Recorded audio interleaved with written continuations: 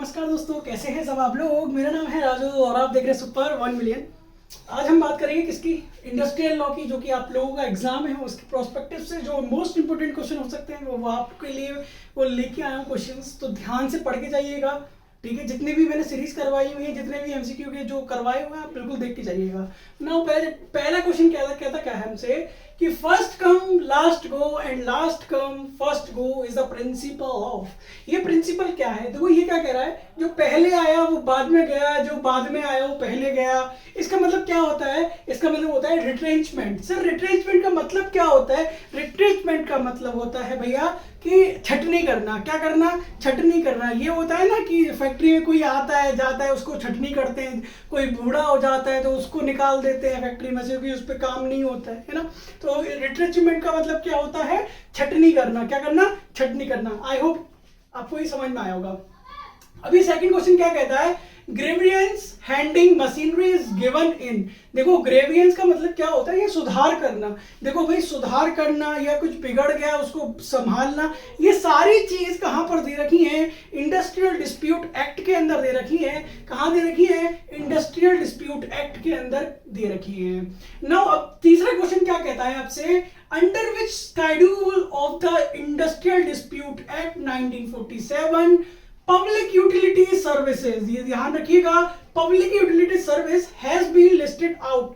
कौन से शेड्यूल में, कौन से शेड्यूल में आपको पब्लिक यूटिलिटी सर्विस प्रोवाइड करी गई है? तो याद रखिएगा, फर्स्ट शेड्यूल में, फर्स्ट शेड्यूल में आपको पब्लिक यूटिलिटी सर्विस डिफाइन करी गई है या फिर लिस्ट आउट करी गई है। क्वेश्चन नंबर 4 पढ़ते हैं हम लोग। क्या दे रखा है? Under which legislation there is a provision called protective worker. मैंने अभी बताया कि देखो भैया, या तो किसी चीज की क्या हो, या तो किसी चीज की आपको सुधार करना हो, या फिर आपको डिस्प्यूट, मतलब जो डिस्प्यूट मतलब क्या होता है? लड़ाई झगड़े, उसको बंद करवाना हो, ठीक है। ये सब कहाँ आता है? इंडस्ट्रियल डिस्प्यूट एक्ट के अंदर आता है। बहुत याद रखिएगा कि यहाँ पर लड़ाई हो रही है या फिर कुछ भी काम लड़ाई से रिलेटेड या खराब से रिलेटेड उसको सही करना है, वो डिस्प्यूट एक्ट के अंदर ही दे रखा होगा। ये अपन दपन की बात है, ठीक है जी, मतलब हम दोनों के बीच की बात है। Now which is a machinery for the settlement of industrial dispute act in India। तो ये क्या कह रहा है कि यहाँ पर जो कोई मशीन कहीं खराब हो जाए, है ना, या फिर सेटलमेंट ऑफ इंडस्ट्रियल डिस्प्यूट अगर हमें सेटल करना है तो इंडिया में कौन देखता है इसको? तो याद रखिएगा, इंडस्ट्रियल ट्राइब्यूनल देखती है। ट्राइब्यूनल का मतलब पता है आपको क्या होता है? न्यायाधीशीकरण, ठीक है। न्यायाधीशीकरण का मतलब होता है कि मतलब न्याय करने वाला। तो वहां पर कौन देखता है? इंडस्ट्रियल, ठीक है। इंडस्ट्री का भी एक क्या होता है? ट्राइब्यूनल होता है, या फिर इसका भी कोर्ट होता है अलग से जो कि देखता है ये सब चीजें, ठीक है ना। अब बात करते हैं अनफेयर लेबर प्रैक्टिस, ठीक है। अनफेयर लेबर प्रैक्टिस आज लिस्टेड इन, कहां लिस्ट करी गई है? तो याद रखिएगा, इंडस्ट्रियल डिस्प्यूट एक्ट में ही 1947। देखो 3 क्वेश्चन हो गए इंडस्ट्रियल डिस्प्यूट एक्ट के। देखो यहां पर भी क्या हो रहा था? प्रोटेक्ट की बात हो रही थी, और यहां पर क्या होता है? अनफेयर, लेबर के साथ अनफेयर हुआ है, ठीक है। वो कहां पर दर्शाया गया है? तो याद रखिएगा, इंडस्ट्रियल डिस्प्यूट एक्ट के अंदर ही दर्शाया गया है। नाउ हम बात करें, what is the limit of the salary of the supervisor to be covered under the industrial dispute act 1947। देखो भैया, under the industrial dispute act के अंदर सुपरवाइजर की कितनी सैलरी, लिमिट क्या है सैलरी उसको कितनी? तो 3500 रुपए पर मंथ। कितने रुपए? 3500 रुपए पर मंथ, ठीक है। आर्टिक आएगा, बहुत ही मोस्ट इंपोर्टेंट, लो मोस्ट इंपोर्टेंट क्वेश्चन है। नाउ आगे बात करते हैं टर्म कॉग्निज, ठीक है। कॉग्निज, ठीक है, कॉग्निज। अरे यार बहुत ही ज्यादा लॉ में ना बहुत ही ज्यादा वाले ऐसे नाम दे रखे। कॉग्निज का मतलब क्या होता है? एरोजिंग जुडिशियल नोटिस, मतलब सावधान रहें जुडिशियल नोटिस से। इसका मतलब होता है कि आप सावधान रहें जुडिशियल नोटिस से, ठीक है। जुडिशियल नोटिस तो भाई कुछ भी हो सकता है, भयंकर वाला भी हो सकता है। आपसे कुछ कह दे कि भाई ये तुमने क्या कर दिया, तुम्हारी फैक्ट्री में क्या चल रहा है, तो ये सारे, ये इसका मतलब क्या होता है? एरोजिंग जुडिशियल नोटिस। पूरा सतर्क रहना किससे? Judicial notice. जुडिशियल आपको पता है कोर्ट से, जैसे कि अब इसका कोर्ट कौन सा है? इंडस्ट्री का कोर्ट कौन सा है? इंडस्ट्रियल डिस्प्यूट एक्ट का कोर्ट कौन सा है? Industrial tribunal. कौन सा है? इंडस्ट्रियल ट्राइब्यूनल, ठीक है। जस्ट स्क्रिप्टम, याद रख लेना, जस्ट स्क्रिप्टम मींस इसका मतलब क्या होता है, रिटन लॉ। क्या होता है, written law. Most important question है, डाल लीजिए, आ सकता है, ठीक है। जस्ट स्क्रिप्टम मींस क्या होता है, रिटन लॉ।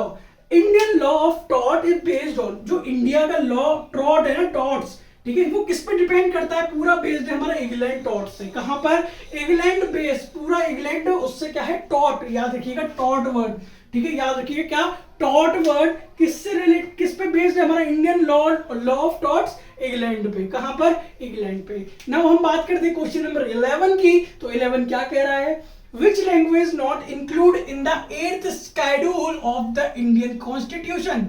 क्या कह रहा है ये, कौन 8th शेड्यूल में कौन सी भाषा, ठीक है, लैंग्वेज का मतलब होता है भाषा, आप लोगों को पता भी होगा, ठीक है, कौन सी भाषा 8th शेड्यूल में, शेड्यूल में इंडियन कॉन्स्टिट्यूशन के इंक्लूड नहीं है। तो याद रखिएगा इंग्लिश, क्या, अंग्रेजी, क्या, अंग्रेजी हमारे 8th शेड्यूल में इंडियन कॉन्स्टिट्यूशन में इंक्लूड नहीं है। बहुत बच्चे गलती करके आने वाले हैं, गारंटेड, ये डैम श्योर इंग्लिश वाला गलत करके आएंगे, आप बहुत गलत करके आने, क्योंकि आप मेरी वीडियो देख के जा रहे हो, सारी वीडियो इंपॉर्टेंट है।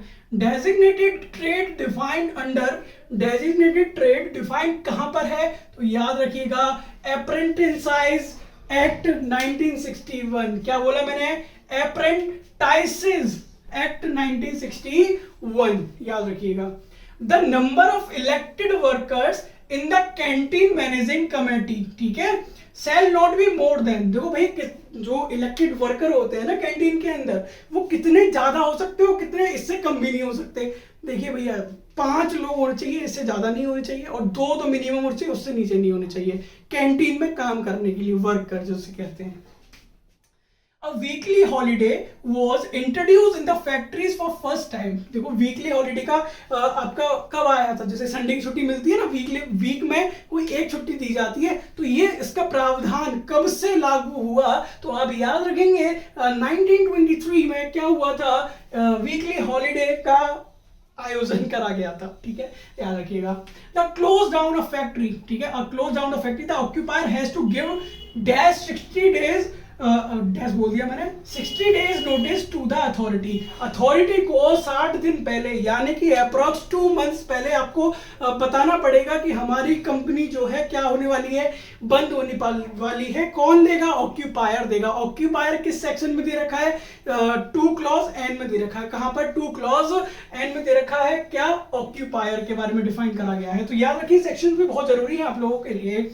If any employee found violating the section 20, section 20 क्या कहता है, स्पिटून, स्पिटून का मतलब होता है थूकना, ठीक है, अगर कोई भी बंदा थूकते हुए पाया जाता है कहीं पे भी, तो फैक्ट्री के अंदर कितने रुपए लगाने का चार्ज है, तो बहुत बड़ी रकम है भैया, याद कर लेना, 5 रुपए।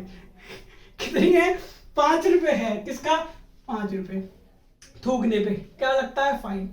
The rate of employers contribution in ESI, ESI का मतलब क्या है, एम्प्लॉय स्टेट इंश्योरेंस स्कीम जो होती है, वो इस पे कितना कंट्रीब्यूशन करना पड़ता है, तो याद रखिएगा 4 पॉइंट, ये माइनस नहीं है, 4.75 है, ठीक है, मैंने वो ऐसे लिखता हूं ना कि 4.75, याद रखिएगा।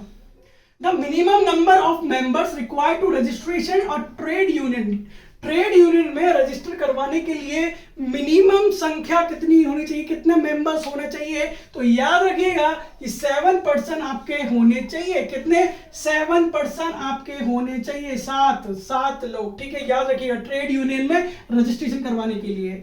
चलिए भैया बात करते हैं हम, bonus must be paid employ within a period of dash month from the close of the accountancy term, accountancy year. देखो भैया ईयर बोनस कब तक मिल जाना चाहिए, 8 महीने से पहले, जब आपका अकाउंट ईयर बंद हो रहा है। अकाउंट ईयर क्या होता है, जो यार आपका 1 अप्रैल से लेकर 31 मार्च तक चलता है, उसके बीच में आपको क्या बोनस प्रोवाइड करवा देना चाहिए। जब 8 महीने बच जाए तो उससे पहले ही आपको बोनस निपटा देना चाहिए वर्कर्स का, ठीक है।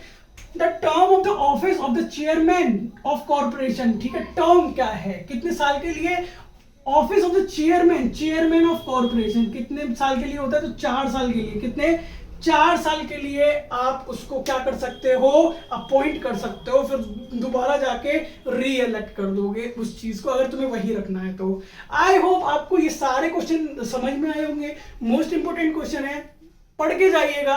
And thank you so much for watching this video. पसीना बहुत आ चुका है, लाइक कर देना यार, कमेंट कर देना, अगर अभी तक सब्सक्राइब नहीं करा है तो सब्सक्राइब कर दिया जाएगा। Thank you so much.